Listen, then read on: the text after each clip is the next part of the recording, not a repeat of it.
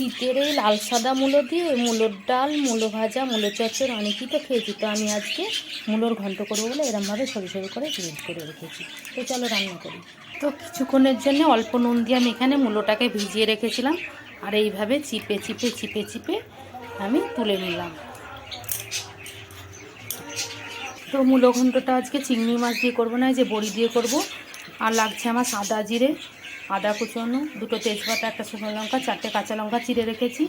থাকছে চিনি, নুন, জিরে গুঁড়ো, ধনে গুঁড়ো, লঙ্কা গুঁড়ো, হলুদ গুঁড়ো আর তেল। তোমরা এইভাবে বানিয়ে খেয়ে দেখবে, খুব ভালো লাগে। কড়া গরম হয়ে গেছে, দিয়ে দিচ্ছি তেল।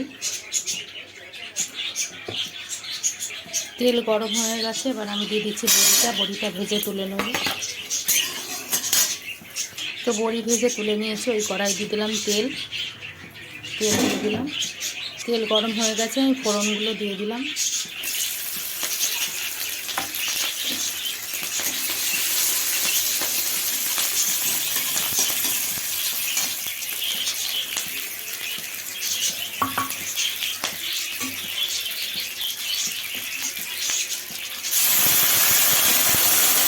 মাছগুলো দিয়ে দিলাম।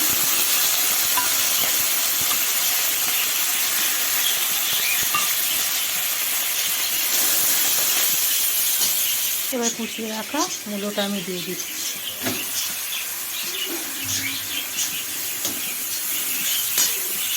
তো মূলো ঘন্ট আমার সম্পূর্ণ রেডি। এই যে এবার দিয়ে দেবো বড়িগুলো দিয়ে দিচ্ছি।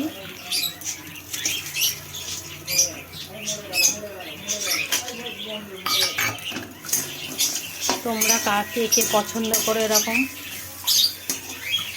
দেখো। আর দিয়ে দিলাম চিনি, আর দিয়ে দিচ্ছি মূলো, তো তাই দিয়ে দিলাম একটু ঘি, গাওয়া ঘি, আর ধনে পাতা ছেড়ে দিলাম। এরা আমি ঢেলে নেব। তো এই যে বড়ি দিয়ে মূলো ঘন্ট আমার সম্পূর্ণ রেডি। তো চলো টাটা।